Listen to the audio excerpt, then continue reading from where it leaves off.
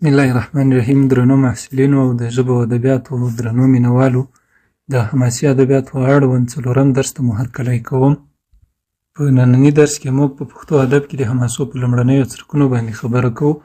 د دې درس تر پای وروسته به زده کوونکي وکولی سي چې د حماسي مفهوم، ځانګړنې او تاریخي ارزښت تشریح کړي، د حماسي مخینه د نړیوالو ادبیاتو په رڼا کې تحلیل کړي، د پښتو شفاهي ادب او فولکلور اهمیت روښانه کړي، د پښتو حماسو بیلګې وپېژني او علمي ارزونه یې وکړي، د ادم خان او درخانۍ حماسي ځانګړنې تحلیل او تشریح کړی سي.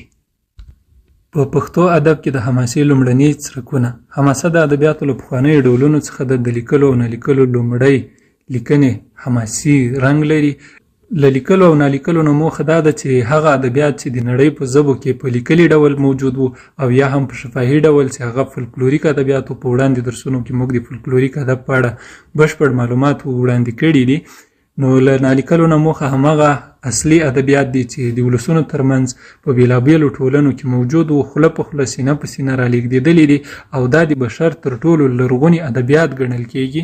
اصلي خبره دا ده چې د نړۍ په ادبیاتو کې تر ټولو لرغونی فورم حماسه ګڼل سوې ده. د دې تر شا طبیعي خبره دا ده چې حماسې یا جنګ، جګړې او اتلولۍ چې دي دا په انسان کې شدید اروايي بنسټ رامنځته کوي. نو په دغه بنیاد چې دا په ټولو ټولنو کې ډېر اغېزمن ده، هغوی ساتلي دي، سینه په سینه یې رالیږدولي دي، بالاخره یې کیسې او داستانونه ترېنه جوړ کړي دي او همدا ده چې په ډبرلیکونو، غرونو او کیندنو کې ترېنه راپاتې سوي او ننني بشر هغه موندلي او پېژندلي دي چې دا په ادبیاتو کې تر ټولو لرغونی فورم چې ده هغه موږ ته حماسه راپاتې ده د موضوع له اړخه. حماسه د لرغونو زمانو ګزارش یا خبرتیا یا اطلاعیه ده. دا موږ ته حماسې د لرغونو زمانو هغه ټولنیز انځور راکوي چې د دوی ترمنځ جګړې په کومو وسایلو کې دي، په کومو موضوعاتو کې دي، کوم ارزښتونه و چې دوی بالاخره دې ته مجبور سوي و چې د هغې لپاره تورې ته لاس کړي، مېړانه وکړي، اتلولي او بهادري وکړي. تاریخ، اسطوره، خیال او حقیقت پکې ګډ سوي دي. تاریخ څخه موخه د بشر هغه ټول مادي او معنوي کړه وړه چې په تاریخ کې دوی ترسره کړي دي.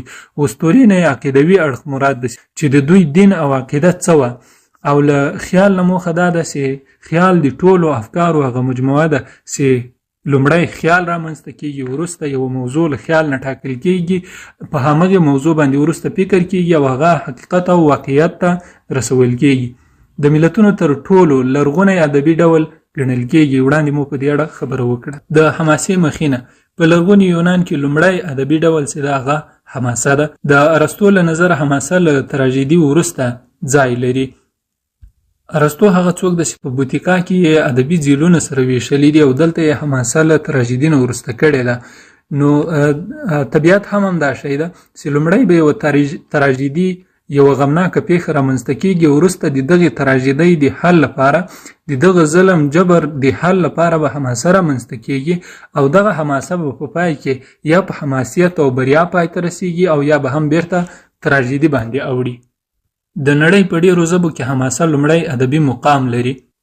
له دې نه موخه دا ده چې د نړۍ ټول قومونه خامخا له یو بل سره جنګ، جګړې یا له طبیعي آفتونو پیښو سره مقابلې پیښې سوي دي.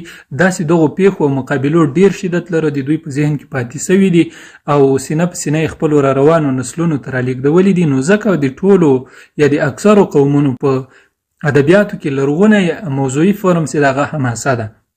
د بیلګې په توګه د سومریانو د ګلګمش حماسه، د ایران شاهنامه فردوسي، د یونان ایلیاد او اودیسه او د هند رامیانه او مهابهارتا یادولی شو. اساطیري حماسې.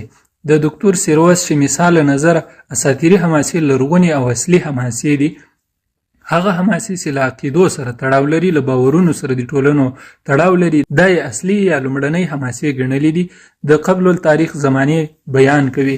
هغه وخت چې تاریخ لیکوال نو موجود، دغه منظم تاریخ چې موږ نن لرو دا تاریخ په هغه وخت کې نه و. نو هغه تاریخ موږ ته د همدغو حماسو په مټ رالیږدول سوی یا رالیږدېږي. د بشر لومړني مفاهیم پکې مطرح کېږي، لکه مرګ، ژوند، مینه او کرکه، قرباني او دغه نور مفاهیم چې موږ ورسره آشنا یو په نننیو ټولنو کې، هغه به د پخوانیو یا د لرغونو خلکو یا د هغو ټولنو به موږ له حماسو نه راخلو یا به د حماسو له مخې پیدا کوو. د حماسو ځانګړنې دي که څه هم په تیرو درسونو کې موږ د حماسو بېلابېلې ځانګړنې بیان کړي دي، خو دلته یو لړ نورې دي د انسان د شعوري دورې محصول دی. یعنی هغه وخت چې انسان په شعوري ډول خپل ژوند ته متوجه سو چې روان نسلونه موږ باید له خپلو اوسنیو ارزښتونو نه خبر کړو، نو دا ده چې دوی په حماسه ویلو یا د حماسو په ساتلو پنځولو را روانو نسلونو ته په انتقال باندې کار کړی ده. د نړۍ پیژندنې هڅه ده. دغه حماسې چې د کومو ویناوالو له خولې موږ او تاسو ته رارسېدلې دي، په دوی کې ځینې اصول او لارې چارې بیان شوي دي چې هغه موږ دې ته هڅوي چې نړۍ سره باید څه ډول تعامل وشي، له طبیعت سره، له انسانانو سره، له حیواناتو سره اسرارآمیز او د لومړۍ نړۍ انځور وي. موږ او تاسو ته د بشر د خیال او فکر او هغه څه چې دوی غوښتنې لرلې د هغه په اړه موږ او تاسو ته انځور راکوي یا معلومات راکوي، او د هغو معلوماتو په پایله کې ځینې هغه خوبونه چې لرغونو انسانانو لیدلي وو هغه نننۍ نړۍ یا اوسنیو انسانانو هغه بالاخره رښتیا کړي دي. شفاهي بڼه لري، یعنی سینه په سینه لیږدول کېږي چې وړاندې مو په دې اړه خبره کړې، او وروسته لیکل کېږي. له دې نه موخه دا ده چې حماسه به په یوه زمانه کې پنځول سوي وي، یوه اتلولي، یوه پیښه به په ډېر لرغوني وخت کې سوي وي، او وروسته به د هغې لپاره یو څوک را پیدا سوي وي، هغه به یې لیکلي وي. په دغو حماسو کې زیاتونه یا کمونه هم ممکنه ده یا شاید پکې سوي وي. د حماسو د ایجاد ځانګړنه ده. حماسه د پیښو له زمانې وروسته لیکل کېږي. وړاندې مو په دې اړه خبرې وکړې. بیلګې لکه ایلیاد او اودیسه دا د 12 قبل المیلاد پیړۍ خبره ده، خو شاعر او لیکوالی چې و هومر د شاوخوا 800 قبل المیلاد زمانه کې بیا لیکلی دي. د رلاند حماسه چې د په 11مه پیړۍ کې لیکل سوی یا خوندي سوی د خو پیښې د 283 میلادي کال هغه پیښې را اخلي چې کومې جګړې او پیښې په دغه کال کې سوي وي. رامیانه او مهابهارتا چې دا بیا ان موږ او تاسو ته د آریایي تمدن په اړه معلومات راکوي چې اوسني کوم هیوادونه چې د آریا په سیمه کې آباد دي، لکه افغانستان، ایران، پاکستان او هندوستان، تاجکستان، ترکمنستان او ازبکستان، د هغه هیوادونه دي چې د لوی آریانا په احاطه کې پراته هیوادونه دي. نو دغه رامیانه او مهابهارتا موږ ته د همغه تمدن یا د همغه وخت د خلکو د راکړې ورکړې او د هغوی ترمنځ د اړیکو په اړه معلومات راکوي. د حماسو د پراختیا بهیر په پیل کې لنډې کیسې وي، د راویانو له لارې پراخیږي، نوې پیښې ورزیاتیږي، ملي ارمانونه پکې ځایږي. دا طبیعي خبره ده چې کله یوه حماسه یا یوه کیسه موږ له چا نه اورو، کله یې چې بل وخت موږ بل چېرته انتقالوو یا د بل چا لخوا موږ ته بیا ویل کېږي، ګورو چې په کیسه کې ځینې کمی او زیاتۍ سوي وي. نو دا طبیعي خبره ده. کومې قیسې چې لا تر اوسه لیکل سوي نه دي یا د کتاب له مخې نه لوستل کېږي، په هغې کې به کمی زیاتی خامخا پیښیږي، او د موږ حماسې که د موږ ملي حماسې دي او که د نورو ملتونو حماسې دي یا نړیوالې حماسې دي، په هغو کې دغه کمی زیاتی خامخا ده، خو البته چې دا باید فولکلوریکې وي. که فولکلوریکې وي په دو کې به خامخا کمی او زیاتی وي، لکه د موږ د موسی جان او ولی جان یا ادم خان و درخانۍ او نور هغه فولکلوریک نقلونه چې موږ ته راپاتې دي، په هغو کې د بېلابېلو سیمو کې کمی او زیاتی لیدل کېږي. پښتو حماسې لومړي څرکونه په شفاهي ادب کې لیدل کېږي. د فولکلور له لارې انتقال شوي د حماسې بنسټ ولسي ادب دی. په پښتو ادبیاتو کې موږ ته حماسې عیناً لکه د نورو ټولنو حماسې چې دي هغوی ته سینه په سینه را لیږدېدلې دي یا یې د ډبرلیکونو نه ترلاسه کړي دي. په پښتو ادب کې هم موږ ته حماسې لومړی ځل د ولس له غېږې یا له شفاهي ادبه یا د فولکلور له لمنې نه راغلی او موږ ته را رسېدلی ده. فولکلور یعنی شفاهي ادب. د پروفیسور محمد نواز طاهر له نظره فولکلور یعنی د ولسي روایاتو مطالعه کول، یعنی په ټولنه کې د هغوی ژوند، معاشرت او ذهنیت دا هغه څه دي چې د ټولنې د ذهن محصول ده، یا هغه څه چې د ټولنې وګړو هغه پیژندلي په هغه ډول یې موږ مطالعه کوو یا یې څېړو. د محمد ابراهیم عطایي له نظره فولکلور یعنی د کلتوري انسان پیژندنه. فولکلور موږ ته هغه څه رازده کوي یا یې راښیي چې انسان خپل کلتور ته د خپل کلتور منظموالي ته یا هغه څه چې دوی خپل ټولنیزې اړیکې پې جوړوي، راسه درسه، پالنه، دوستي، دښمني، راکړه ورکړه، له غلیمانو آفتونو مبارزې، دا هغه څه دي چې دا فولکلور په خپله لمن کې راخیستي دي. او که چېرته موږ غواړو چې فولکلور مطالعه کړو یا یې وڅېړو، نو دغه یې اړخونه دي چې باید له دې اړخه موږ فولکلور مطالعه کړو او ویې څېړو. د پښتو فولکلور ځانګړنې غني او متنوع ده. د سیمې له ژبو غوره ګڼل کیږي. بیلابیل ډولونه لري لکه لنډۍ، سندرې، متلونه، کیسې. د دې ترڅنګ په پښتو فولکلور کې ځینې نور داسې ګڼ اړخونه شته ده چې د نړۍ په ډېرو ژبو کې یا د موږ په ګاونډیو ژبو کې د هغو مثال نه لیدل کیږي. لکه لنډۍ د موږ په ادب کې هغه ادبي ذیل ده چې بلې ژبې ته د ترجمې یا د ژباړې وړتیا نه لري. که چېرته یې بلې ژبې ته موږ ترجمه کوو، هغه خپل خوږوالی، هغه کوم وزن چې د هغه له لاسه ورکوي، یوازې موږ کولی شو چې د لنډۍ مفاهیم هغې ژبې ته ور انتقال کړو، خو کوم روحي کیفیت چې بیا په لنډیو کې نشي کېدای چې هغه د بلې ژبې ته ور انتقال شي. د فولکلور اهمیت د ټولنې هنداره ده. یوه ټولنه چې کوم روابط لري ټینګوي موږ یې په فولکلور کې موندلی شو. د تاریخ بدیل سرچینه ده. کومې ټولنې چې تاریخ ونه لري بلکې فولکلور یې بډای وي، له هغه نه موږ د دغه قوم، قبیلې او ملت په اړه تاریخي معلومات ترلاسه کولی شو د دوی له فولکلور څخه. د ټولنیزو اړیکو انعکاس ده. د یوې ټولنې د وګړو ترمنځ د اړیکو هغه ډول موږ او تاسې له فولکلور نه راښکلی شو. د انساني تکامل پیژندنه ده. داسې په لومړیو کې د ټولنې دا روابط څنګه ټینګېدل، بالاخره څه ډول شو او اوس څنګه دي، دا موږ په فولکلور کې پیدا کولی شو او فولکلور له دغو اړخونو نه د ارزښت وړ ده. پښتو حماسي نکلونه. په پښتو ادب کې هغه نکلونه چې حماسي ارزښت لري هغه د موسی جان او ولی جان نکل ده، د ادم خان او درخانۍ نکل ده، د فتح خان او رابعه نکل ده. دا نکلونه د حماسي ټولې ځانګړنې لري په پښتو ادب کې چې په روانو درسونو کې به په بشپړ ډول خبرې پرې وشي. په پښتو ادب کې د شفاهي نکلونو لرغونوالی، دغه نکلونه چې موږ یاد کړل په دو کې اکثر هغه نومونه چې راغلي هغه اسلامي نومونه دي یا د اسلامي دور نومونه دي، خو ممکن چې دغه حماسي اصلا له اسلامي دور نه وړاندې پښتنو کې موجودې وي. د زمانې په تېرېدو بدلونونه مومي. کله چې موږ وړاندې د فولکلور په اړه معلومات ورکړل، هغلته په فولکلوریکو ادبیاتو یا ارزښتونو کې ډېر بدلونونه راتلل، نو ممکن په دغو پښتو حماسو یا نکلونو کې هم بدلونونه راغلي وي. د دغه بدلون دلایل دا دي چې دا سینه په سینه را انتقالیږي او حافظه متزلزله ده. ممکن په دې کې تغییرات پېښ شوي وي. د زمانې اغیز ده. کله چې په یو شي باندې، په یوه خبره باندې وخت او زمانه تیریږي، په د هغې په اړه ممکن په ذهنونو کې بدلونونه راسي، په فولکلوریکو ارزښتونو کې بدلونونه راسي.